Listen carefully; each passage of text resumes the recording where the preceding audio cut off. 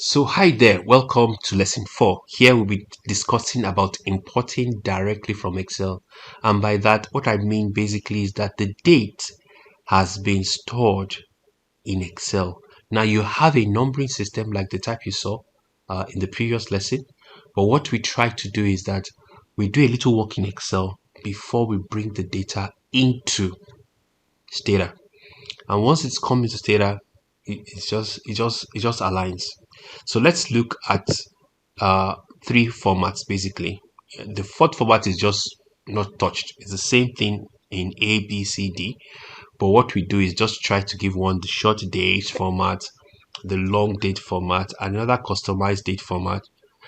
So basically they're the same dates, but they have different looks. I think that's the best way to describe that. So I will just format it with some customized format here. Pick any one that's just pick one. So here we just have the day coming in as the last variable. So basically you can pause the video and just look at the three now quickly, because just a repeat loop, just trying to show you what happened to three of them.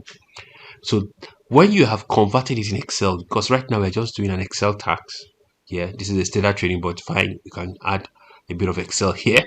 Once we have done it here in Excel and we import into Stata, we're able to convert it automatically. What I mean by that is that Stata recognizes the dates but may change the format slightly depending on the format that you picked.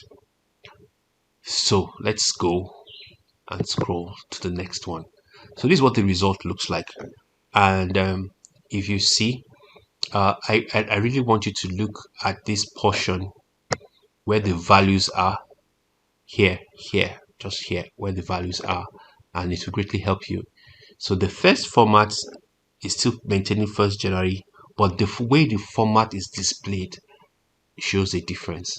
The same thing with the second format and the third format. They look alike physically, but the way they are displayed is almost aligned to the one you have known before. So none of them is wrong. All of them are correct, depending on the way they were formatted by default. Now, so Stata picks the first date format and gives you this format. Bottom line is that the value is the same. The value for date format 1, 2, and 3, and you can use them to process. But the way they are looking are different. So I think in lesson 6, we will look at how to create varied formats to the human eye.